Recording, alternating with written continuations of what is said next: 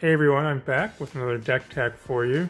So for this one, I'm quite excited about it actually because I've been playing this deck a lot, and this has become one of my favorite commander decks. It's a new card from Kaldheim. This is Magda, Brazen Outlaw. So this card, it's very powerful, but it's also a lot of fun to play, and there's a few different ways that you can build this deck. So let's take a look at the card. Magda is a 2 mana, just 1 and a red commander. It's a 2/1 Dwarf Berserker. There's a lot of text on it for just 2 mana, so it says other dwarves you control get +1/+0, so it's basically a dwarf lord. Also, whenever a dwarf you control becomes tapped, create a treasure token. So for this ability, there's a few things to keep in mind. It's that it's any dwarf, including herself, so you know, even if she attacks or something, you get a treasure. And it's just whenever they become tapped from any ability, so there's a lot of different things that you can use to tap creatures, so that will make treasures. And then the third ability is sacrifice 5 treasures, search your library for an artifact or a dragon card, put that card onto the battlefield, then shuffle your library. So it tutors it out of your deck right onto the battlefield for just 5 treasures. It's very easy to make 5 treasures. I mean, even without dwarves, you can make treasures lots of different ways, but this, you can make treasures really fast with Magda. So you can build this as like a dwarf tribal deck and go all in on dwarves and, you know, take advantage of the first ability, or you could go with dragons, get some cool dragons to tutor out. You can go all in on Magda and try to abuse the ability to just tap and untap her repeatedly to make a whole bunch of treasures, or you can also make it kind of like more based on artifacts, tutor out some big artifacts. I've got a little bit of everything in this deck, but it's more weighted toward the artifacts. It's kind of like an artifact toolbox deck, but I do have a bunch of dwarves and some dragons in here too. So we're going to start off with the dwarves. So I have the 2 drops in front here, but we'll start with the 1 drops actually. The thing with the dwarves is there aren't a lot of newer dwarf cards, so you end up having to play a lot of random old creatures that have really weird abilities, and most of the dwarves kind of suck, but the thing is, all that you care about is that it's a dwarf, because all you want to be doing is tapping it and making a treasure. So we're playing, I believe, literally every 1-drop dwarf that you can play. I'll take these ones out. And yeah, all that matters with these is that it's a 1-drop dwarf. Because you always want to have one of these on turn 1. It makes a very big difference because you go turn 1, 1-drop dwarf, turn 2, Magda, attack with your dwarf, and get a treasure right away. So we've got Dwarven Trader, just a 1/1 for 1 that does nothing, but it's a 1-drop dwarf, so we're playing it. Dwarven Armorer has a weird ability. Pay red, tap it, discard a card to put either a +0/+1 or a +1/+0 counter on a creature. It's a 0/2, so having, you know, an extra toughness could matter. Dwarven Scorcher. What does this do? Sacrifice it. It deals 1 damage to target creature unless that creature's controller has this deal 2 damage to him or her. This is a very crappy ability, but it's a 1-drop dwarf, so we're playing it. Bloodfire Dwarf, you know, that's actually a pretty relevant ability. You can pay red and sacrifice it to have it do 1 damage to each creature without flying. So that's actually a pretty decent 1-drop dwarf. Liberated Dwarf, also quite crappy. Pay red, sacrifice it, target green creature gets +1/+0 and gains first strike till end of turn. Spark Mage, what does it do? When it deals combat damage to a player, you can have it do 1 damage to target creature that player controls. So that's also a relevant ability, and also this is quite a cool picture, right? Shooting some lightning out of his mouth there. Yeah, it's a cool dwarf. Dwarven Grunt, 1/1 Mountain Walk. Mountain Walk could be relevant, because if you're attacking with this because you want to tap it, maybe your opponent won't be able to block it if they have a mountain. Enslaved Dwarf, it's kind of like the Liberated Dwarf. But, you know, we're playing it just because it's a 1-drop dwarf. This is the best of the 1-drop dwarves, I think. And it's not even a dwarf, it's a shapeshifter. But it is a dwarf, I guess. But it's because it's an artifact, which is quite relevant. And that'll come up a little bit later. But this deck really takes advantage of having artifacts. So there are dwarves in this deck that we could be playing that we're not playing. Because I found that After, like, if you get up to 3 mana, there's, that's kind of a lot to be paying for a dwarf, and anything more than that I think is too much. So we're playing all of the 1-drop dwarves we can. We're playing quite a few 2-drops, but only a few of the 3-drops. So there are some 3-drop dwarves that you might see in other deck lists that aren't going to appear here. Same with some 2-drops. So here are the 2-drop dwarves. Dwarven Lieutenant. The 1-2, you can pay 2, have a dwarf, get +1/+0 till end of turn. Could be relevant, I suppose. Dwarven Miner. This card is pretty good. I'm surprised this doesn't see play in other decks too. Like, this is a good ability. Pay 3 mana, tap it, destroy target non-basic. I like that. And then it's also kind of the same as Dwarven Blastminer. Pay 3 mana, tap it, destroy target non-basic. This one has Morph. There's a few new cards in here too, which are actually pretty decent. There's Fearless Liberator from Kaldheim. It's a 2/1 for 2 dwarf. It has this boast ability though. You can pay 3 mana, create a 2/1 red dwarf. So it seems pretty good to me. Dwarf that makes dwarves. Axgard Cavalry can tap to give a creature haste. This one is very good, I think, in this deck because this can tap just to give any creature haste. So, you know, you can tap it to make a treasure without having to attack. But then also giving things like your big dragons haste can be pretty relevant. There's this Vault Robber. This dude's pretty cool. A 1/3 for 2. You can pay 1, tap it, exile a creature from your graveyard, and create a treasure. So that'll basically create 2 treasures because you create 1 for this ability and 1 for Magda's ability. And on to the 3-drop dwarves. There's just a few. This is another new one. Breakneck Berserker. Playing it just because it has haste. Because, like I was saying, 3 is getting a little bit expensive to pay for dwarves. Because this deck goes off really fast. It's very low to the ground deck, at least kind of in the beginning. Like, the things you're spending mana for, or they're very low to the ground, but then you have some more expensive cards in your deck, but you're just tutoring those out for free using Magda's ability. So this is, you know, just playing it because it's a dwarf with haste. Dwarven Thaumaturgist, because that's how you pronounce it. It's a pretty cool card. So 1/2 for 3, but it has this ability, you can tap it and switch the power and toughness of a creature till end of turn. So that can actually be pretty relevant sometimes because there might be some creatures that have 0 power that your opponents have, so you just target them and they die because they have 0 toughness at that point. This is one of the best cards in the deck, Dwarven Bloodboiler. It's very good. So for 3 red, it's a 2/2 dwarf, and it says you can tap an untapped dwarf you control to have target creature get +2/+0 until end of turn. So this is very good because it allows you to just tap a dwarf whenever you want, and you can do this, you know, multiple times during a turn. So there's it is possible for us to untap our creatures with some other cards. So this can kind of sort of go infinite with that, is because this will tap something and we have something else that untaps, so you just make a whole bunch of treasures. Then there's this Dwarven Patrol. This one is also pretty good. It's a 4/2 for 3. It says it doesn't untap during your untap step, but whenever you play a non-red spell, untap this. Since we have so many colorless spells, those are non-red. So we can be, you know, tapping this multiple times per turn to get multiple treasures out of it.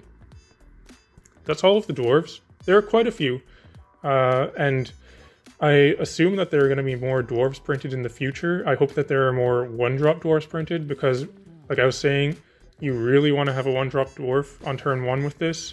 It makes a big difference, so I'll play pretty much all of those that I can. Yeah, and one thing you might notice is I'm one of the best dwarves that exists in Magic, I guess. I'm not playing it, which is Torbran. That's because it costs 4 mana, so it's a little bit too much for me for this. But also, I don't think his ability is too relevant for this deck because we're not really looking to win by dealing like incremental amounts of damage. We're looking to win with like 1 big turn with tutoring out a bunch of cool stuff. So I'm not playing Torbran. Some other creatures, though, that are not dwarves. Got this Reckless Fireweaver. This card is cool. It's a 1/3 for 2. It says whenever an artifact enters the battlefield under your control, this deals 1 damage to each opponent. So if we're going to be making a bunch of treasures, that means every time we get a treasure, this is going to do a damage to each opponent. So this can be a win condition, but it can also just get in a bunch of incremental damage over the course of the game. Got a Goblin Welder. This card's cool because you'll see in a little bit all the different artifacts that are in the deck. But if we're having a bunch of treasures sitting around, we can use this to basically sacrifice a treasure to get any of our artifacts back out of our graveyard. I think this card is pretty good in this deck. I did have also Goblin Engineer in for a while, but I just recently cut it. I feel like maybe this deck doesn't need 2 copies of this card, basically, and out of the 2, I would say Goblin Welder is better. Dockside Extortionist. I mean, obviously we're playing it because this is a mono-red deck that cares about treasures, and, you know, this is Dockside Extortionist. It's the treasure card. That's why it costs, you know, $40, $50 or whatever. But yeah, goes great in this deck. This card I think is pretty cool in this deck. Metalworker. So on turns 1, 2, and 3, we want to be playing as many dwarves as possible.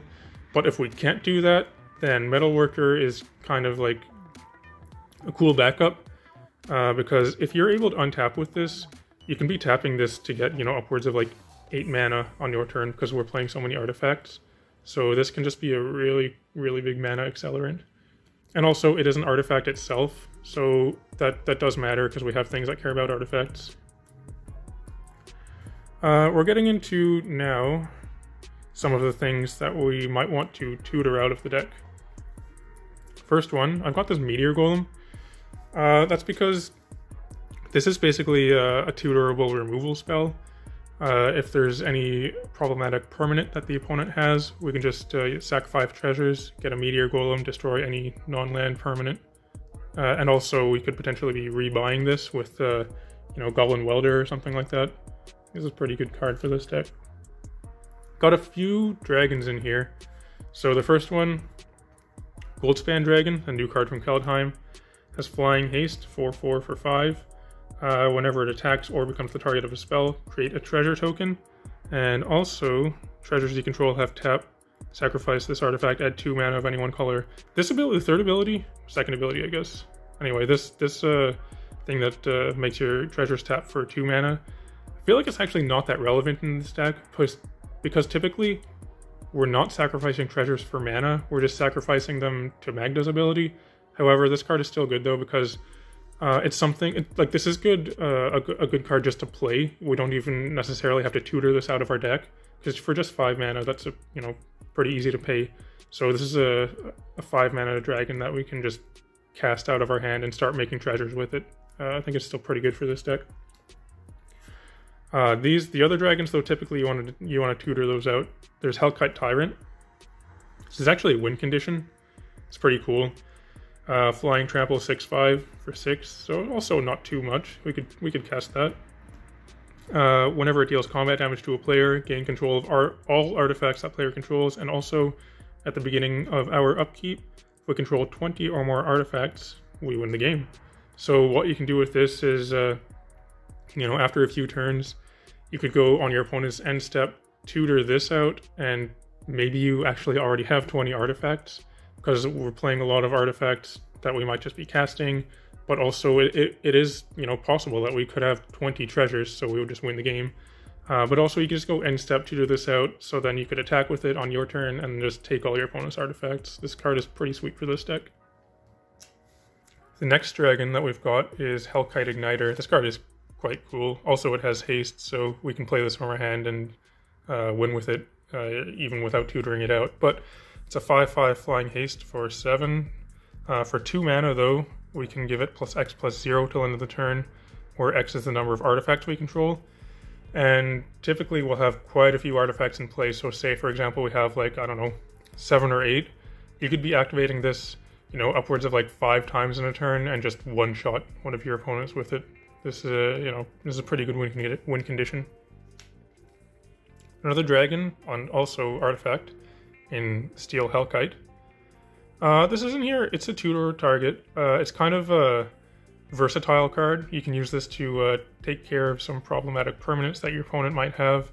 So it's a flying 5/5 dragon artifact.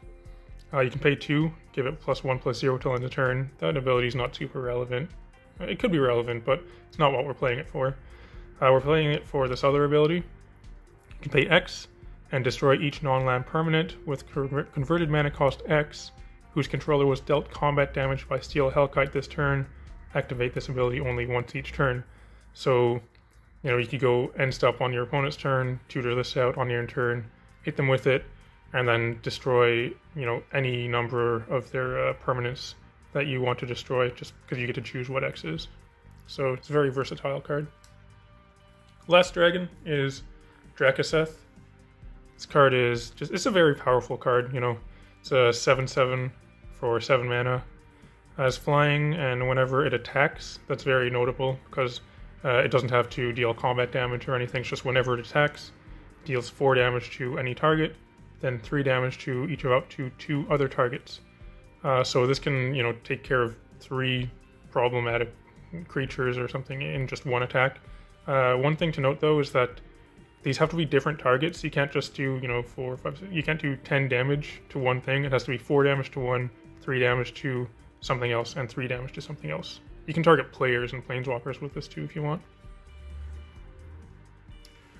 So that is it for the creatures. I'm going to make a little bit of room here. You know what, I'll just do this. This is a pretty cool enchantment in the deck that I like a lot actually, Gear per Ether Grid. For just 3 mana it says tap 2 untapped artifacts you control, and this deals 1 damage to a creature or a player. What's cool with this is we can use our treasures, like the treasures that we have typically they're just kind of sitting there until we sacrifice them to Magda, but we can use them for this to, you know, tap 2, do damage to something, and you know, typically when we tap a treasure it's going to sacrifice itself, but with this you just tap it and it, you know, it stays there, it doesn't get sacrificed. So this can also be a win condition actually. Like, we have a lot of artifacts, so this can do a lot of damage. I like this enchantment a lot in this deck. I think that's actually the only enchantment that we're playing. We do have a couple planeswalkers also. So we're playing this Karn the Great Creator. We're playing it mostly for the for the static ability. Activated abilities of artifacts your opponent control can't be activated. Like, this is a fine card just to play because of that, because almost every commander deck is going to have some artifacts in it, like all their mana rocks and stuff. This just shuts them down. The +1 is not super relevant. You know, until your next turn, you can have up to 1 target non-creature artifact, become an artifact creature with power and toughness equal to its converted mana cost. Usually that doesn't really matter. It could, like, we have some big artifacts, so we could, you know, turn a big artifact into a creature and start attacking and blocking with it. -2 does literally nothing, because in Commander, you don't have a sideboard. So, like, that just might as well not be there.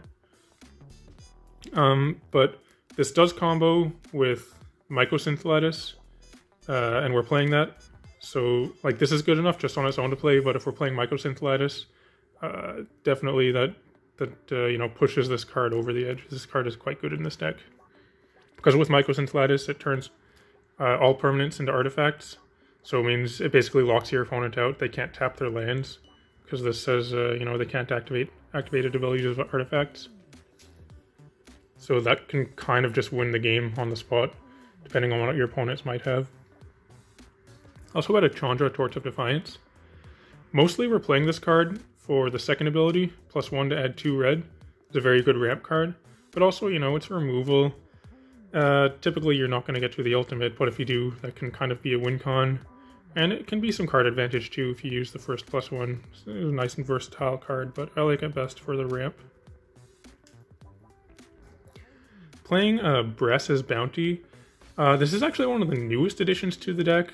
For a while, I didn't think this card would be that good in this deck, because my thinking was that usually when we get to 7 mana, we don't actually have 7 lands in play, because we're going to be having artifact ramp and things like that. Like, even with Metalworker, we can get to 7 mana on, you know, turn 2 or 3 or something. So if we cast this for 7 and say we only have like 3 or 4 lands, I thought that's not that good. But actually, even if we only have 3 or 4 lands, it's not bad, because that gets us pretty close to another activation of Magda. And if we do have 7 lands when we cast this, getting 7 treasures is pretty big, because, you know, that's kind of like 1.5 activations of Magda. So it, you know, I guess it is worth it. And if this is late in the game and maybe we have like 10 or 15 lands or something, that can be multiple activations right there. So I think it seems worth playing. We've got a Jeska's Will. This is probably one of the best cards out of Commander Legends. It's,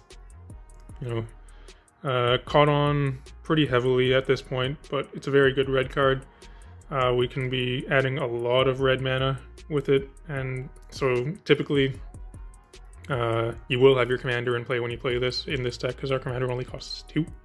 So we can be adding, upwards of 7 mana with this, and then exile the top 3 cards of our library. We can play them. So it's kind of like a rep spell and a draw spell in one. It's a very good card. Playing a Blasphemous Act, because, it's one of the best red removal spells. It's kind of like a 1 mana wrath a lot of the time. Jai's Immolating Inferno. I think this card is pretty sweet in this deck, because our commander only costs 2.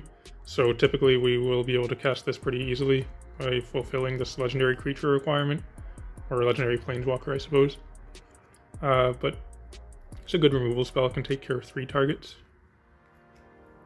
Vandal Blast. Very good artifact removal spell. This also combos with Mycosynth Lattice. You play Mycosynth Lattice. Every permanent is an artifact. So one thing you can do is, go get 5 treasures with Magda as early as turn 3, maybe turn 4 on your opponent's end step. Tutor out Mycosynth Lattice on your turn. If you have this in your hand, overload this and destroy all of their permanents. It basically ends the game right there. It's a good way to end the game quickly. Galvanic Blast, very simple card. I have it in here. It's basically just 1 mana removal, because chances are we will have the Metalcraft. So 4 damage for 1 mana seems good to me. It's just, a nice cheap removal spell. Same idea with a Braid. Good removal spell, also artifact removal. Okay, that's better. So we do have a fair bit of artifact ramp in here. Mox Amber, I like this card in any commander deck where the commander costs 3 or less, and our commander costs 2, but also the deck cares about artifacts, so this card is pretty sweet for this deck. Mox Opal is very easy to turn on with all of our treasures and artifacts. I do have a Mana Crypt in here. This deck, I didn't mention earlier, but this deck, it's not a fully powered version of it, so we're not playing, if you wanted to fully power it up, you would be playing Mana Crypt, Mox Diamond, what else? Crow Mox, all that kind of cool stuff. Mana Vault. I have a Mana Crypt in here. I actually have it in here because this was originally an Arcane Signet, but I only have 1 Arcane Signet, which is in another deck, but I actually have an extra Mana Crypt, so I put this in place of that. So if you wanted to play a little bit lower powered version of the deck, just swap out Mana Crypt for Arcane Signet. But we've got this in here. Soul Ring, because we're playing Commander, so we're playing Soul Ring. Spring-Unleashed Drum is a cool mana artifact, because we can use this to tap a creature to get a mana, but also if we have Magda in play, whenever a dwarf is tapped, we get a treasure. So this, we tap this, get a mana, and also a treasure. This card is very good in this deck. Also, this Honor-Worn Shaku feels like it's almost made for this deck. So it's a 3 mana rock. It just adds colorless, but it says tap on untapped legendary permanent you control, untap this. So Magda is legendary, so if you have these in play, you go tap this, add 1, tap Magda to untap this, make a treasure. Now you can tap this to add another one, so that kind of taps for 3 because you get 2 mana for this and a treasure that you can get mana with. Pretty sweet. Another thing is this says tap a legendary permanent, so if you have a planeswalker, you could tap your Chandra to untap this. Kind of cool. This is a Cultivator's Caravan. It's pretty great in this deck actually because it's a 3 mana rock, but also we can use our dwarves. We can tap them to crew this. And one thing that can be a problem is because the dwarves are very small. If your opponents have ways to block them, then you can't really tap. If you attack with them, then they're going to die. So you want ways to tap them without attacking, and that's what vehicles are. So you can use this to tap your dwarves without attacking to make treasures, and also, you've got this 5/5 creature at that point. That's the same idea with Sky Sovereign. You can use our dwarves to tap to crew this, so you can tap your dwarves without attacking, but also Sky Sovereign is a good card. It deals 3 damage to creature or planeswalker an opponent controls when it comes into play or when it attacks. So Sky Sovereign, I think, is pretty sweet with these dwarves. Got some kind of utility artifacts here. Darksteel Forge, because we're playing so many artifacts, making them all indestructible. This is a really good tutor target. If your opponent plays a Wrath or something, you can tutor out Darksteel Forge, make all your artifacts indestructible. But also, this, as well as many of the other cards in this deck, combos with Mycosynth Lattice, because this makes all permanents artifacts. So if you have these two in play, all of your permanents are indestructible. Yes, these, I have two copies, well, kind of two copies of a very similar card in here, Oblivion Stone and Nev's Disc. So these are basically tutorable board wipes. Originally I did just have Oblivion Stone in here, but then I found that this can get like milled or discarded from my hand or something. And at that point, if I only have one copy of this and it's gone, I no longer have a tutorable board wipe, and I always want to have access to a tutorable board wipe if things start to go wrong or, opponent starts to take over with their board control.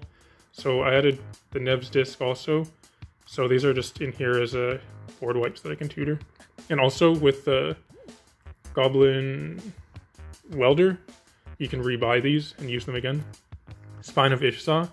This is just very similar to Meteor Golem. It's basically a tutorable removal spell. But also, when it's put into the graveyard, return it to its owner's hand.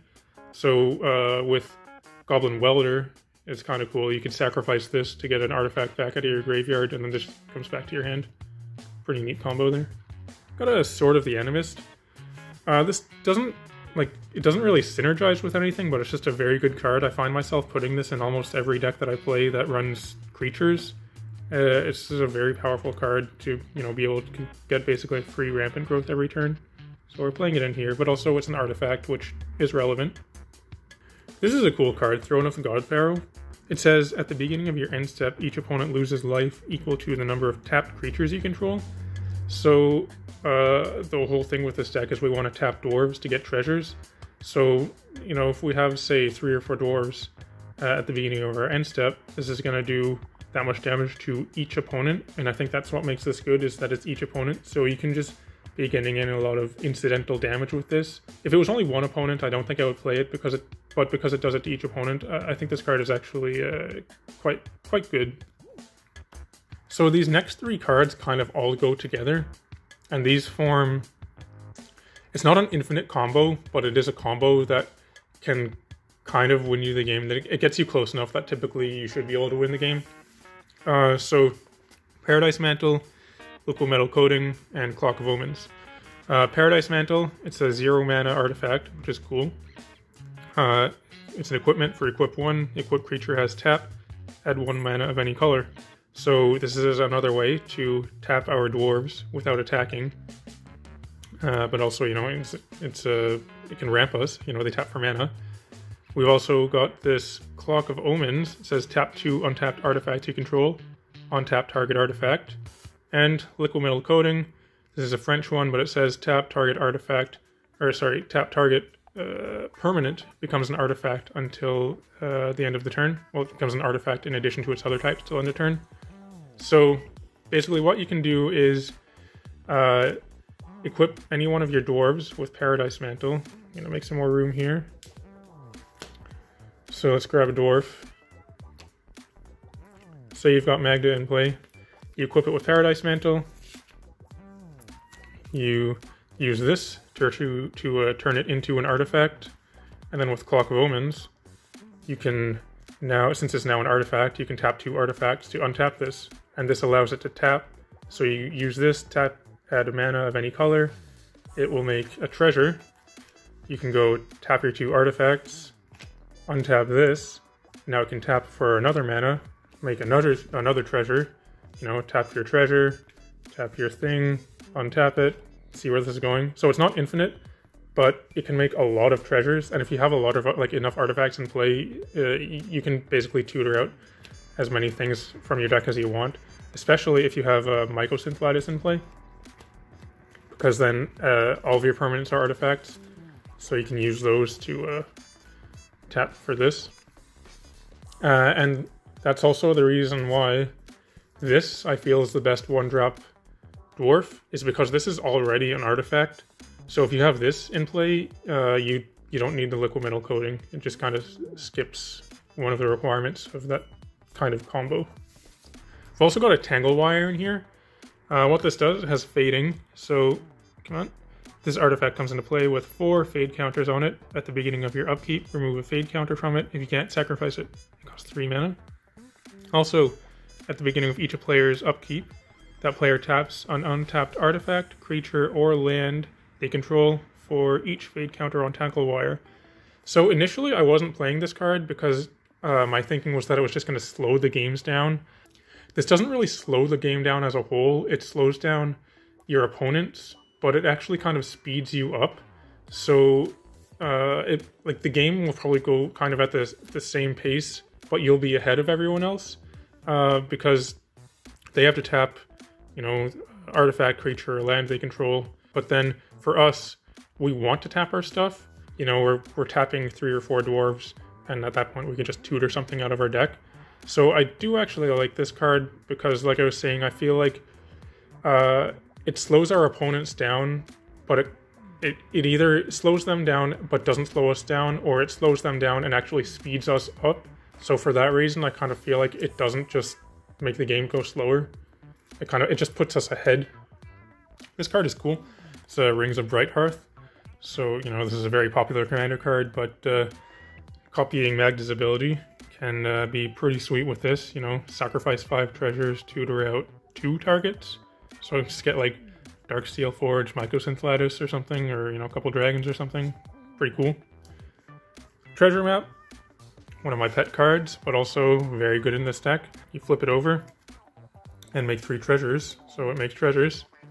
But also, so at that point you've got this land, so that ramps you also. But you can sacrifice a treasure and draw a card. Typically with Treasure Map, you get 3 activations of that because this makes 3 treasures. You can sacrifice those 3 times, draw 3 cards, but this whole deck is about making treasures, so we can just basically be drawing 2 cards every turn if we have this, because we're pretty much always going to have a treasure, at least 1 treasure. This card is pretty sweet for this deck too, Idol of Oblivion. For 2 mana, it's an artifact.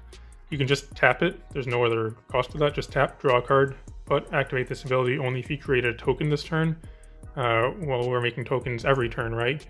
We just attack with Magda or something, we get a treasure, that's a token, so then we can just draw a card with this. There's also this other ability, 8 tap, sacrifice this to create a 10/10 colorless Eldrazi creature token. I have never done that yet. I imagine it could be relevant at some point, but I'm mostly playing that. Well, I'm only playing this really for the first ability, because, like I was saying, we make a treasure, or we make a token pretty much every turn. So this is just basically tap, draw a card. This card is super cool, I think. This is one that I haven't really seen in a lot of other deck lists for this deck.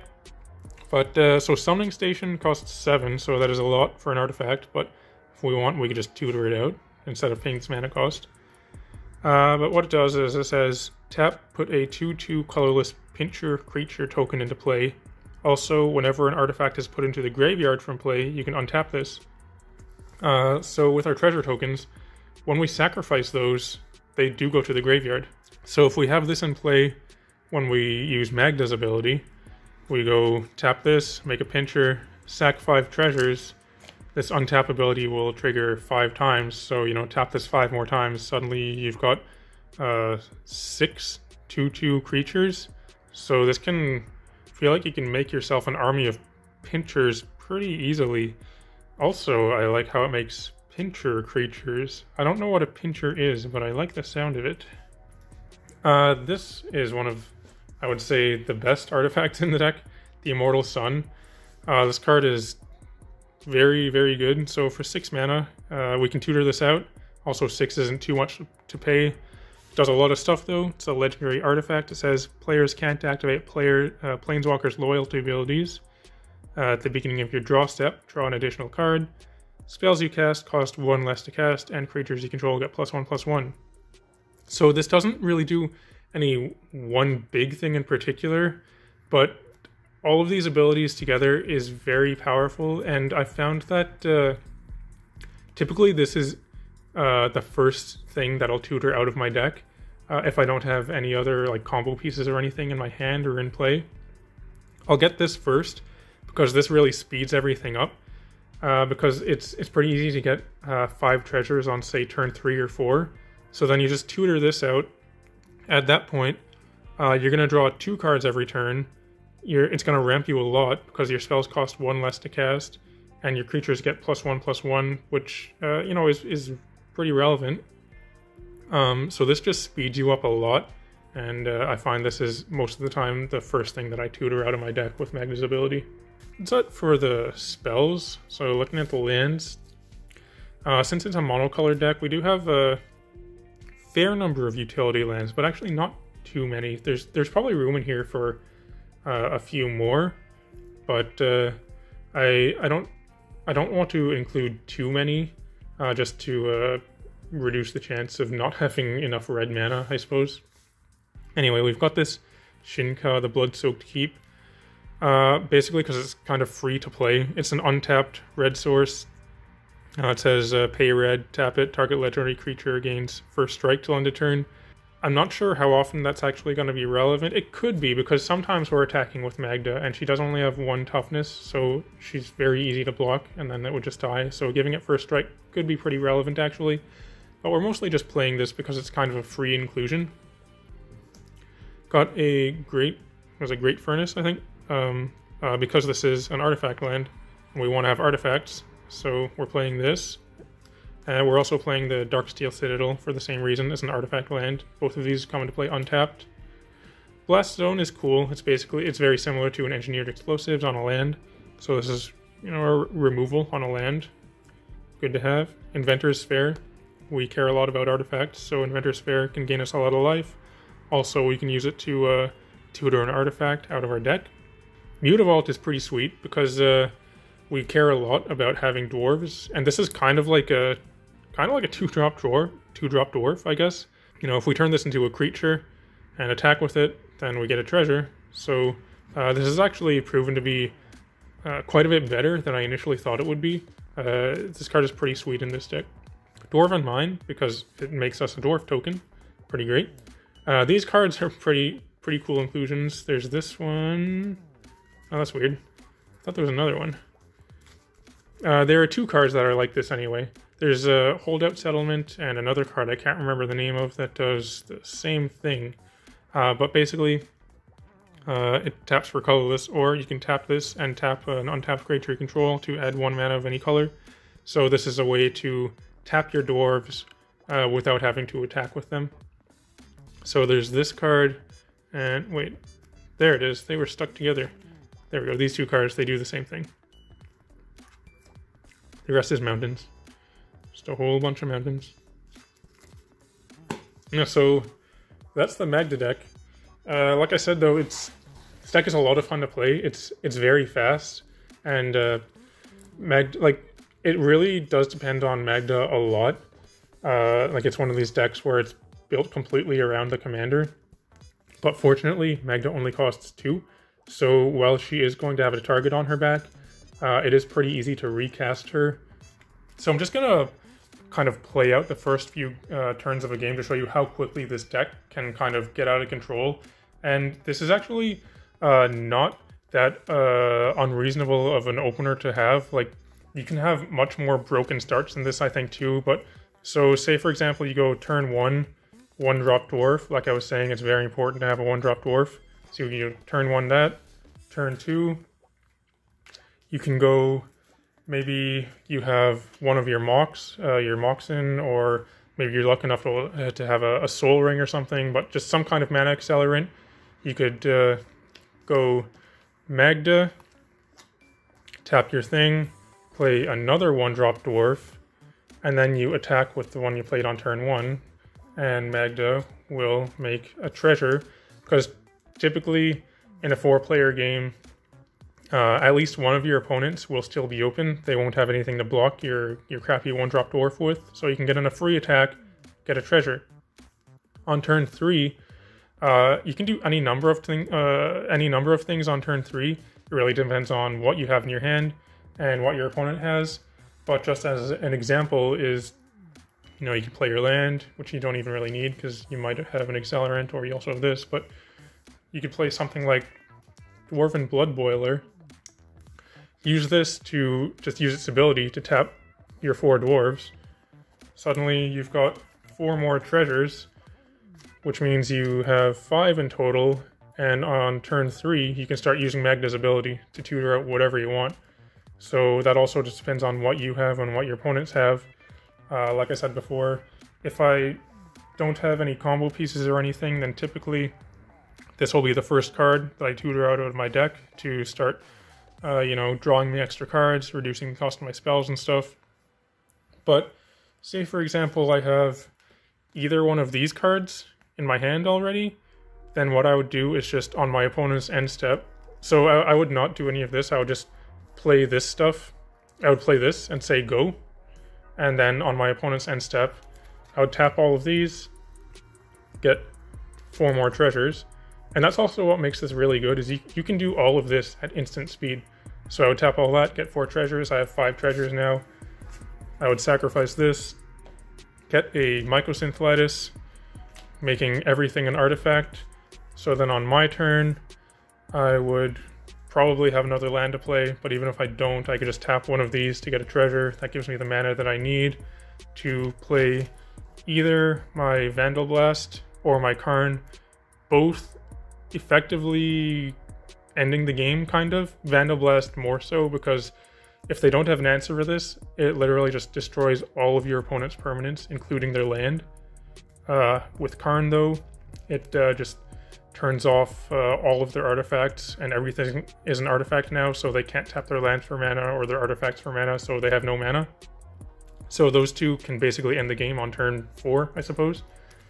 But yeah, that's how fast the deck can go, and like I said, this isn't even too unreasonable of a start. All you need is a 1-drop dwarf, Magda, 1 piece of acceleration, of which there are many, and this, ideally you will have this, but you could just, instead of this, you could just have like more 1-drop dwarves or something. But that's how the deck works. I think this is a lot of fun, and it's one of my favorite decks to play. It's basically the perfect deck for me, because my favorite deck to play is mono red. One of my other favorite things to do is make treasures. I like playing, you know, red treasure themes in many different formats. And also, my favorite commanders to play are ones that cost 3 or less mana. So Magda does all 3 of those things. I also like tribal decks too, so that hits me, like, it gets 4 different things that I like about decks. So this is kind of the perfect commander for me. But, you know, if you have suggestions for this deck, I would be happy to hear. Maybe you have some different kind of tutorable targets that could be cool, or maybe there's a dwarf or something that I've forgotten to include. I'd be happy to hear what you think. But yeah, otherwise, thanks for watching, and I'll talk to you later.